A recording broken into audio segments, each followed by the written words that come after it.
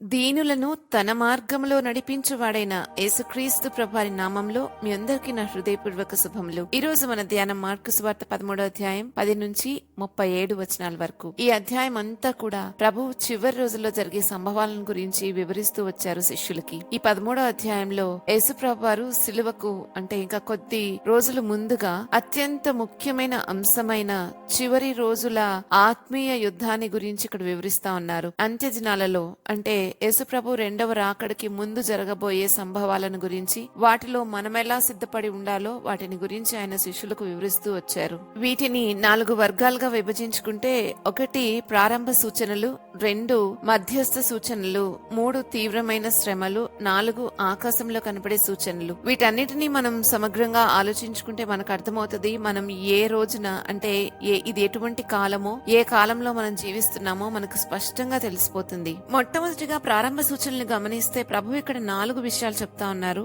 1 మనం మోసగించబడతామని, 2 అబద్ధ క్రీస్తులు బయలుదేరతారని, 3 యుద్ధాలు జరుగుతాయని, 4 ప్రకృతి విపత్తులు వస్తాయని. అయితే ఇక్కడ మనం అర్థం చేసుకోవాల్సిన విషయం ఏంటంటే ఖచ్చితంగా ప్రజలు అనేకమైన అన్య బోధలు, అసత్య బోధలు, అబద్ధ బోధల చేత మోసగించబడుతూ ఉంటారు. ఎందుకనంటే క్రీస్తు పేరిట అనేకమైన కార్యాలు జరుగుతూ ఉంటాయి. సాతాను ఎప్పుడు కూడా వాడి సొంత తెలివిని వాడాడు కానీ డూప్లికేట్ చేస్తుంటాడు. ప్రభు ఏం చేస్తున్నాడో అదే డూప్లికేట్ చేస్తుంటాడు. సో ఒరిజినల్ ఒక కాపీ ఉంటే డూప్లికేట్ ఎన్ని వందల వేల కాపీలైనా ఉండొచ్చు.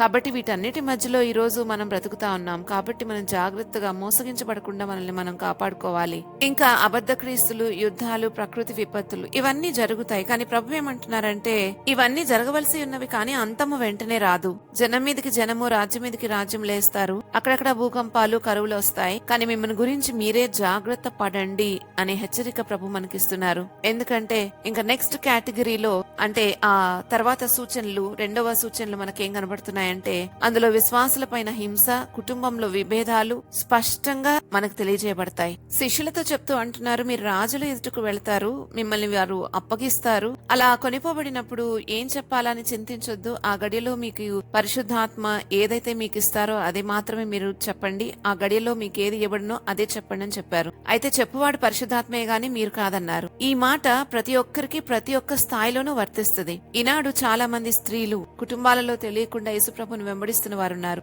అయితే వారు ఎప్పుడైనా సరే అప్పగించబడినప్పుడు లేదా కొనిపోబడినప్పుడు, ప్రశ్నించబడినప్పుడు ఏమి సమాధానం చెప్పాలని చింతించాల్సిన అవసరం లేదు. ఆ గడియలో పరిశుద్ధాత్మ వారి హృదయంలో ఏదైతే పెడతారో అది మాత్రం మాట్లాడితే సరిపోతుంది. ఇంకా తర్వాత కుటుంబ విభేదాలు. ఇక్కడ సహోదరుడు సహోదరుని, తండ్రి కుమారుని మరణములకు అప్పగిస్తారని, కుమారులు తల్లిదండ్రుల మీద లేచి వారిని చంపిస్తారని, నా నామం నిమిత్తం అందరి చేత మీరు ద్వేషించబడతారని ప్రభు అంటున్నారు. కాబట్టి ఎవరైనా ద్వేషించబడుతుంటే అదేమీ ఒక వింత కాదు. ఖచ్చితంగా అది జరుగుతుందని ప్రభు చెప్పారు. కాబట్టి దాని గుండా మనం వెళ్తున్నాం. అయితే దాని ప్రతిఫలం తప్పకుండా మనం పొందుకుంటాం. ఇంకా ఇవన్నీ జరిగిన అంతము వరకు సహించిన వాడే రక్షణ పొందును అనే వాక్యాన్ని మనం చాలా గమనించాలి. ఇక్కడ అంతం వరకు నిలకడగా ఉండమని ప్రభువు పిలుపునిస్తున్నారు. కాబట్టి బాప్తిసం తీసుకున్నాను, దేవుని రాజ్యంలో చేర్చబడ్డాను, అంతటితో అయిపోయింది నా రక్షణ అని అనుకోవడం కాదు గాని చివరి వరకు సహించి అంతం వరకు సహిస్తేనే రక్షణ కంప్లీట్ అవుతుంది అనే సంగతి మనం జ్ఞాపకం చేసుకోవాలి. ఇంకా 3వ కేటగిరీలో తీవ్రమైన శ్రమలు. ఈ శ్రమలలో 1 హేయ వస్తువు నిలువరాని స్థలమందు నిలుచుట చూస్తాము అని దానియేలు ప్రవచనం యొక్క నెరవేర్పును గురించి ఇక్కడ ప్రభు అంటున్నారు. ఇది యూదయలో వారికి చాలా ప్రమాదకరమైన సూచన. ఎందుకంటే ఆ రోజుల్లో ఎంతటి శ్రమ ఉంటదంటే అంతకుముందు ఎప్పుడు అటువంటి శ్రమలు సంభవింపలేదు, ఇక ఎన్నడూ కూడా కలగబోవు అని ప్రభువే చెప్పారు. కాబట్టి ఆ శ్రమలు చాలా తీవ్రంగా ఉండటం వలన పైనున్న వారి కిందికి దిగకూడదు, లేకపోతే పొలంలో ఉన్న వారి ఇంటికి రాకూడదు. అంత క్విక్ గా ఆ శ్రమలు ఉంటాయి అనే సంగతిని సూచిస్తూ చెప్పబడిన సంగతులు ఇవి. అయితే ఇక్కడ ఒక ఉపశమనమైన సంగతి ఏంటి అని అంటే ఏర్పరచుకున్న వారి కోసం ఆ రోజులు తక్కువ చేయబడ్డాయని 20వ వచనంలో మనం చూస్తాం. ఏర్పరచుకొనబడిన వారి కొరకు. కాబట్టి ఆ ఏర్పరచబడిన వారు ఎవరైతే ఉంటారో వారి కొరకు ఆ శ్రమలు తక్కువ చేయబడ్డాయి. ఇంకా ఈ కాలంలో అబద్ధపు క్రీస్తులు, అబద్ధపు ప్రవక్తలు ఉంటారు అని చెప్పి వారేం చేస్తారో కూడా ప్రభు చెప్పారు. వాళ్ళు ఏం చేస్తారంటే ఏర్పరచబడిన వారిని మోసపుచ్చటానికి చాలా సూచక్రియలు, మహత్కార్యాలు కనబరుస్తూ ఉంటారు. కాబట్టి ప్రభు చెప్తున్నారు, మీరు జాగ్రత్తగా ఉండండి, సూచక్రియలు చూసి, మహత్కార్యాలు చూసి మోసపోవద్దు అని. సమస్య సమస్తం నేను మీతో ముందుగానే చెప్తున్నాను. ఇవన్నీ ఎందుకు చెప్తున్నాను అనంటే అవి జరిగిన రోజున మీరు ఇవి జ్ఞాపకం తెచ్చుకోవటానికి అన్నట్లుగా ప్రభు ఇక్కడ మనతో మాట్లాడుతా ఉన్నారు.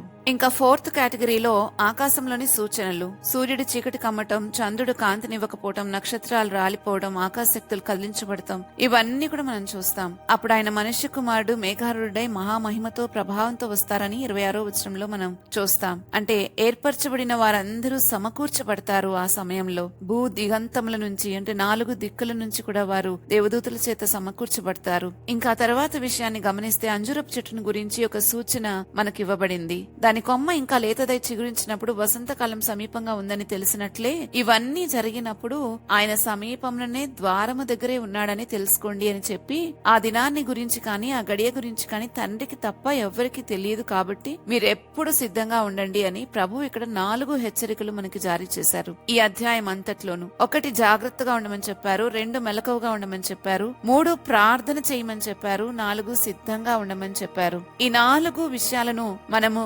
జాగ్రత్తగా మన జీవితంలో మనం కలిగి ఉండాలని ప్రభు కోరుకుంటా ఉన్నారు. ఇవి కలిగి లేకపోతే, మనం జాగ్రత్తగా లేకపోతే తేలిగ్గా మోసగించబడతాం, మెలకువగా లేకపోతే తొందరగా ఈడ్చుకెళ్లిపోబడతాం, ప్రార్థన చేయకపోతే చాలా బలహీనమైపోతాం, సిద్ధంగా ఉండలేము. కాబట్టి ఈ 4 విషయాల్లోనూ మనం అప్రమత్తంగా ఉండాలని ప్రభు మనకి హెచ్చరికలు ఇస్తున్నారు. ఆ కాలం ఎప్పుడు వచ్చునో అంటే ప్రభు రాకడ ఎప్పుడు ఉంటుందో ఎవరికీ తెలియదు గనుక మనం ఖచ్చితంగా మెలకువగా ఉండాల్సిందే. మెలకువగా అంటే నా ఉద్దేశం వివేకంగా సూచనలు కాలాలు గమనిస్తూ ప్రార్థనా పూర్వకంగా మనం ఉండాల్సిందే. 37వ వచనంలో ప్రభు అంటున్నారు, నేను మీతో చెప్పున్నది అందరితో చెప్పుచున్నాను, మెలకువగా ఉండండి అని. కాబట్టి ఇది కేవలం శిష్యులకు మాత్రమే కాదు గాని ప్రపంచమంతటికి ఎవరైతే క్రీస్తును వెంబడిస్తున్నారో వాళ్ళందరికీ ఆయన చెప్తూ ఉన్నారు. ప్రభు ఈ అధ్యాయం అంతటా ఒకే మాటను మళ్ళీ మళ్ళీ శ్రద్ధగా చెప్తూ వచ్చారు. అదేంటంటే మెలకువగా ఉండండి, జాగ్రత్తగా ఉండండి. ఇది భయపెట్టడానికి కాదు, మనల్ని సిద్ధం చేయడానికి. ఇది కేవలం గమనించడానికి కాదు, మనం ఆ విధంగా జీవించటానికి చెప్పబడిన మాట.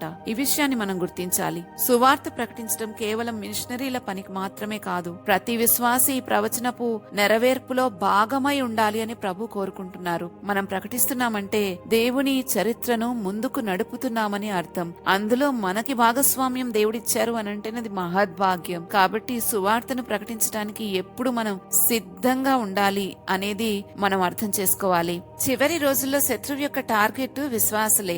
మనము ఎప్పుడు గుర్తుపెట్టుకోవాలి, వాక్యం చెప్తున్న వారితో కాదు కనెక్ట్ అవ్వాల్సింది, వాక్యమై ఉన్న క్రీస్తుతో కనెక్ట్ అవ్వాలి. అప్పుడు మాత్రమే మనం నిజంగా ఆయనతో ఆ వ్యక్తిగత సహవాసం అనేది మనం చేయగలం. లేకపోతే ఆయనకు దూరంగా ఉంటాం, ఆయన యందు నిలిచి ఉండలేం. ఆయన యందు నిలిచి ఉండకపోతే మనం ఫలించలేమని యోహాను సువార్త 15వ అధ్యాయంలో చెప్పబడింది కదా. కాబట్టి మనం వాక్యం చెప్తున్న వారితో కాదు, వాక్యంతో కనెక్ట్ అవ్వాలి అనేది మనం అర్థం చేసుకోవాలి. సూచనలు చూడగలిగే దృష్టి, ఆత్మీయంగా అర్థం చేసుకునే మనస్సు మనం కలిగి ఉండాలి. అలా ఉండాలి అనంటే ముందు మన మనస్సాక్షి శుద్ధి చేయబడాలి. క్రీస్తు రక్తముతో మన మనస్సాక్షి కడగబడితేనే అప్పుడు మాత్రమే ఆత్మీయ దృష్టి కలిగి ఉండగలుగుతాం. ప్రార్థన లేమి మన జీవితంలో ఉంది అనంటే మనం బలహీనమైన సైనికునితో సమానం. మనం సైనికులమే, మన జీవితంలో ప్రార్థన లేదు అనంటే బలహీనమైన సైనికులతో సమానం. కాబట్టి జాగ్రత్తగా ఉండి మెలకువగా ఉండి ప్రార్థన చేస్తూ సిద్ధపడాలి అనేది ప్రభు మనకిచ్చిన హెచ్చరిక.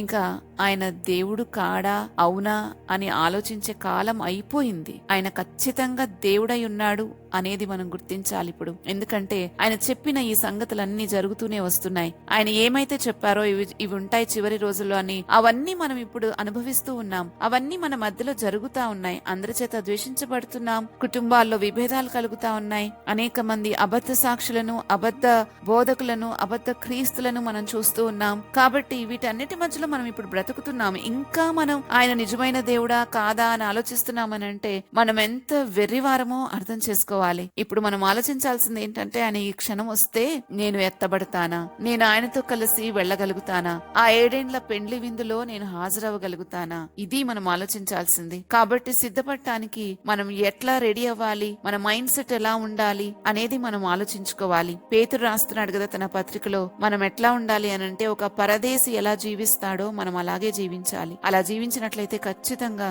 మనం సిద్ధంగా ఉండగలం. కాబట్టి ఈ విషయాలన్నింటినీ ఆలోచించుకుని ప్రార్థన చేసుకుందాం. మా తండ్రి, మాతో చెప్పిన ఈ సంగతులన్నిటిని పట్టి నీ సన్నిధిలోకి వస్తూ ఉన్నాం. మేము వినిన ఈ సంగతులను పట్టి ప్రభువా నీ సన్నిధిలో వేడుకుంటున్నాం. మేము ఎప్పుడు కూడా జాగ్రత్తగా, మెలకువగా, ప్రార్థనా పూర్వకంగా సిద్ధంగా ఉండడానికి సహాయం చేయండి. మేము ఈ లోకమంతా మాదే, ఇక్కడే శాశ్వతంగా ఉండిపోతాం అన్నట్లుగా కాక, మేము ఇక్కడ పరదేశులుగా ఉన్నాము, మేము చేరుకోవలసిన స్థలం ఒకటి ఉంది, అది మహా గొప్ప విశ్రాంతి స్థలం అని అర్థం చేసుకుని అక్కడ కొరకు మేము ఇక్కడ సిద్ధపడటానికి సహాయం చేయమని ప్రార్థిస్తున్నాం. ఆ కాలము అంటే మీరు వచ్చే కాలం ఎప్పుడుంటుందో ఎవరికీ తెలియదని చెప్పారు. కాబట్టి ఎప్పుడు మేము మెలకువగా ఉండడానికి కృపచూపమని వేడుకుంటూ ఉన్నాం. ఎప్పటికప్పుడు ప్రభువా మేము హెచ్చరికలను పెడచెవిన పెట్టకుండానట్లుగా నా తండ్రి, మేము ఎప్పుడు కూడా మీ మాటలు గ్రహించటానికి సిద్ధ మనసు కలిగి ఉండడానికి కృపచూపమని వేడుకుంటూ ఉన్నాం. మా ప్రియులు అనేకులు ఇప్పటికే శ్రమల గుండా వెళ్తూ ఉన్నారు ప్రభా. వారినందరినీ కూడా మీరు ధైర్యపరిచి కాపాడమని వేడుకుంటూ ఉన్నాం. వారి చుట్టూ మీ కంచె వేసి ఉంచండి.